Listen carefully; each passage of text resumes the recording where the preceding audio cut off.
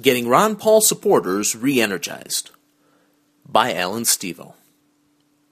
A Bloomberg poll taken in Iowa in November showed something we already knew. It showed Ron Paul voters leaps and bounds ahead of the voters of other candidates in their level of dedication. That's fantastic news, especially in a caucus state like Iowa, where a few hundred very dedicated supporters can literally determine the course of who the entire state of Iowa will nominate as president. Dedicated supporters are good in primary states as well, especially since voter turnout is often so low during primaries. In a primary, it is the most dedicated supporters who 1. Remember to go out to vote, 2.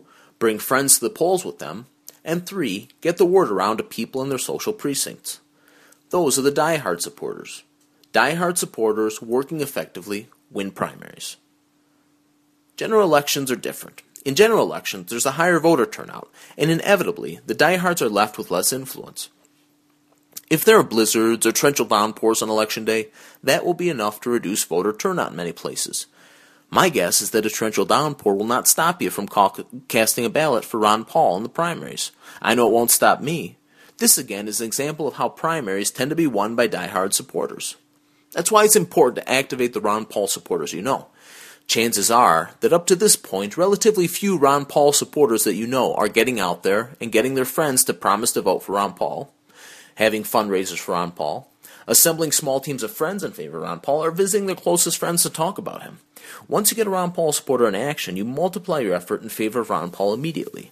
Do something as simple as passing this link along to that friend, and in a few days, Ron Paul may end up with another 10, 50, or 100 votes, just out of that one person you activated. When you activate a fellow Ron Paul supporter, you have an exponential impact on the outcome of the election.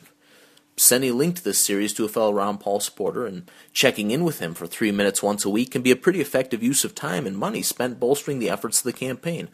A lesson I learned when running for Congress in 2008 is that asking a person is often enough to get that person involved.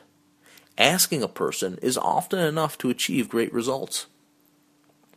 Once activated and following this plan, that one person will have strengthened his influence among those around him, and his network will automatically be a network more capable of dealing actively with an array of issues pertaining to freedom in America. You increase your effectiveness almost immediately by getting a Ron Paul supporter reactivated. And in an 80-20 world, where 80% of the results come from 20% of the effort, activating that one supporter proves to be time well spent.